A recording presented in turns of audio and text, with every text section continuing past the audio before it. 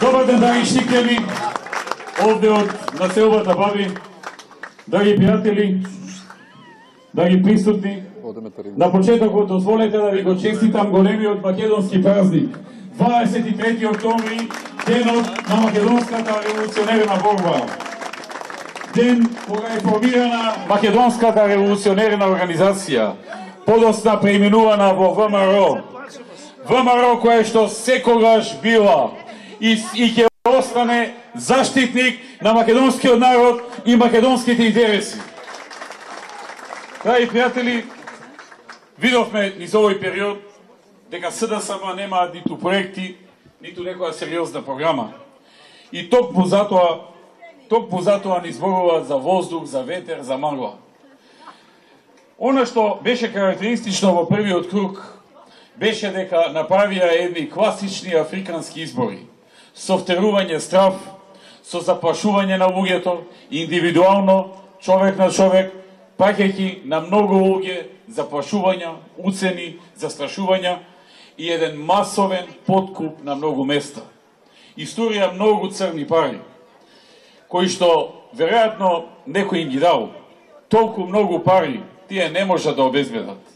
20 милиони евра да се истурат како црни пари во избори, мора некој што е многу помоќен, некој што е многу заинтересиран за нивната победа да им ги обезбедил. Заради тоа што тој некој има своји интереси тука во Република Македонија, нешто очекува да завршат за него. Драги пријатели, видовме кандидат за градоначалник со скрешен череп, убиство на кандидат на носител на листа, искршени штабови. Видовме како се борат и како се надпреваруваат, кој ќе покаже слики со поголеми пиштоли, а полицијата молчи. Молчи затоа што беше соучесник во сето ова, затоа што беше ставена во партиска служба. Драги пријатели, секој ден со име и презиме дознаваме како потваќаат гласови. Информираме, но за жал нема реакција. Следниот ден продолжуваат. Но сакам да им порачам дека нема да не скршат, дека нема да им дозволиме да не скршат. Затоа што народот гледа што се случува и ќе им се врати како бумеранг. И ќе има одговорност еден ден за сето ова. Нема работите да останат како сега. Се е менливо, па и оваа марионетска власт ќе биде спенета. Ни една марионетска власт не останала долго на власт. Во историјата, ако погледнете, секоја марионетска власт имала употребна вредност за еден период и потоа била отстранета и токму тие ќе бидат на буништето на историјата, да ги употребам зборовите што пред малку ги слушнав. Драги пријатели, сето тоа е со крајна цел. Крајната цел е да се сузбие секој слободно мислечки македонец во оваа држава, кој се грижи за својата држава, за својата земја, за својата татковина, кој го сака својот јазик, кој го сака својот идентитет, своето име, кој ја сака едноставно својата држава и не му е сеедно што се случува во неа. И со сите сили се обидуваат сакањето на државата да го направат демоде, да го направат нешто што не е модерно, нешто што не е во тренд, а нешто што е модерно да направат работи од типот на конзумација на дрога, на легализација на марихуана, на хомосексуални бракови, усвојување деца од хомосексуални бракови, на масовно користење на алкохол и така натаму. Ненормалното сака да го прават нормално, нормалното сака да го направат ненормално. Драги пријатели, нема да им успее, затоа што овој народ знае што е нормално. Ако привремено некој ги донел насила и ги приклишти луѓето еден период да ги издржат, тоа не значи дека вечно ќе бидат на власт. Ќе им дојде крајот и ќе го погледнат овој народ во очи еден ден со страв, како што сега се обидуваат да му набијат нему. Почитувани присутни, се обидуваат да направат атмосфера во која што секој што ќе помисли да ја штити државата, како што беше на 27 април, секој кој снимал документарци за македонската историја и за македонските херои, секој кој учествувал во и бил вклучен во градба на споменици на македонските херои кои ги дале животите за слободата на Македонија, да се плаши дека ќе биде наместен и притиснат од било каков процес. Криминалците на слобода, а патриотите по затвори. Красничи на слобода, а Едмон Темелко, човекот кој што е борец за човекови права на македонците во Албанија, единствен градоначалник надвор од границите на Македонија, тој во затвор. Убиците на децата во Смилковското езеро ќе ги пуштаат на слобода, а дедото за кубење коса 4 години затвор. Немилите настани на 27 беа намерно испровоцирани. Тие не требаше да се случат, тие беа грешка, но се случија. Ние мислевме дека ќе има правда и дека се ќе биде правично и дека секој ќе одговара согласно стореното. Но во овие 5 месеци гледаме дека правда во Македонија нема. Дека се што беше криминалец почнаа да го пуштаат на слобода, за да им биде од помош и за изборите и воопшто во владењето. Го пуштија на слобода Красничи, човекот кој што Скопје го држеше под опсада 4 месеци, кој што учествуваше во масовни нерегуларности на изборите. Го пуштија на слобода Бајруш, кој што ни покажува 2 прста преку телевизија од некој ресторан, фалејќи се дека дошол неговиот заштитник Зоран Заев и дека сега тој ќе биде на слобода, а македонските патриоти ќе одат во затвор. Го пуштија оној Рахич, дилер на дрога, кој што како осомничен за растурање на дрога, Кобајаги е во куќен притвор, а тој напаѓа градоначалници. Најавија пуштање на 1050 затвореници, нивна амнестија, голем дел од нив сторители на тешки кривични дела, а ги апсат луѓето кои што ги испровоцираа на 27 да влезат во парламентот. Гледајќи го сето тоа, гледајќи дека нема правда, независно што тие луѓе погрешија што влегоа на таков начин и што употребија физичка сила на тој ден, ние како партија, ние ВМРО ДПМН застануваме зад нив, затоа што веќе нема никаква смисла да се водат процеси против нив. И ќе направиме се што е во наша моќ институционално да им се помогне. Драги пријатели, и додека ги прават сите овие спектакли, во Македонија гледаме како тоне економијата. Паѓа индустриското производство, паѓа извозот, паѓа девизните резерви. Се случуваат процеси кои што ја разнишуваат македонската економија. Нема ниту инвестиции, ниту нови работни места. Најважни им се тендерите кои ги земаат луѓето од власта. Просечната плата наместо да расте опаѓа, а ветуваа дека ќе расте. Се запре растот на пензиите. Стандардот оди се понадолу. Сиромаштијата расте. Државата ни е на колено. Но не заборавија да го случат штетниот договор со Бугарија. Се залетаа уште првата недела во Бугарија и како што слушнав, сакале уште првата недела да го потпишат, но ги стопирале нивните пиар советници и Меркле, немојте, ептен ќе биде препознатливо дека немаше никакви преговори, бидејќи немаше време. Па ајде рекле за 2 месеци ќе го потпишеме да одглумиме дека сме имале некакви преговори. А што одглумија? Прифатија се. Прифатија откажување од македонското малцинство во Бугарија. Прифатија откажување од македонскиот јазик. Прифатија македонската историја до 45 година да се смета за бугарска.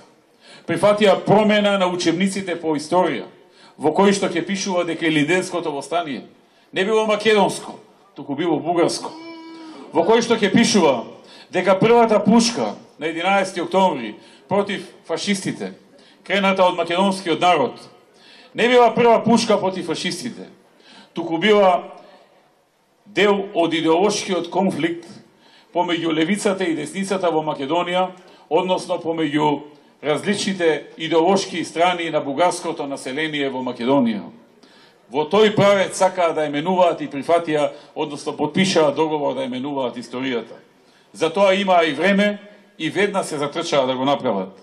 Затоа што тоа е дел од големиот проект, од големата слика за редефинирање на Македонија. Во таа голема слика влегува промената на името и идентитетот на Република Македонија. И веќе се согласија и кон Република Грција им дадоа согласност дека и по нивна желба ќе ја менувале нашата историја и учебниците по историја. Па каде го има тоа сите околни држави да ти ја пишуваат историјата, согласно нивните државни интереси? Тоа е тоа редефинирање. Името, идентитетот, договорот со Бугарија со сите негови елементи, носењето и трајно населување на мигранти во Македонија, со цел да им се дадат државјанства и уште сакал да ги прави негови гласачи. Замислете од каде тргнува кога станува збор за државни интереси. Зголемувањето на даноците, прифаќањето на двојазичноста со неуставен закон и прифаќањето на хомосексуални бракови да се легализираат и да се легализира посвојување деца од нив. Тоа се оние почетни работи што се веќе видливи, а што се дел од редефинирањето за кое што Заев зборуваше дека ќе го има во Македонија. Ние предупредувавме пред изборите, но еве се случија такви работи со помош на надворешни сили. Уште повеќе и што со тоа што ги испровоцираа македонските граѓани на 27 април да создадат од еден обичен криминалец, од еден велепредавник на Република Македонија да направат жртва. Но времината ќе се променат. Нема се да остани вака. Се ќе излезе на виделина. Овој народ знае да издржи и знае да победи.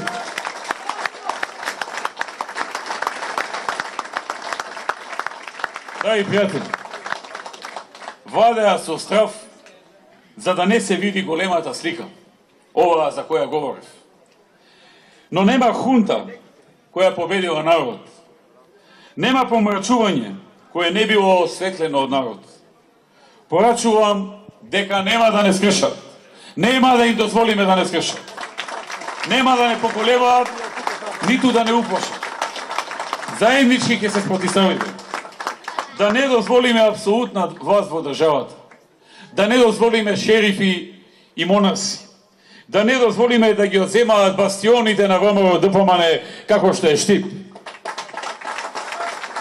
Како што кажа Јушо Захариев, СДСМ беше на власт во минатото. Што направи за Штип? Ништо. Еве и сега 5 месеци се на власт.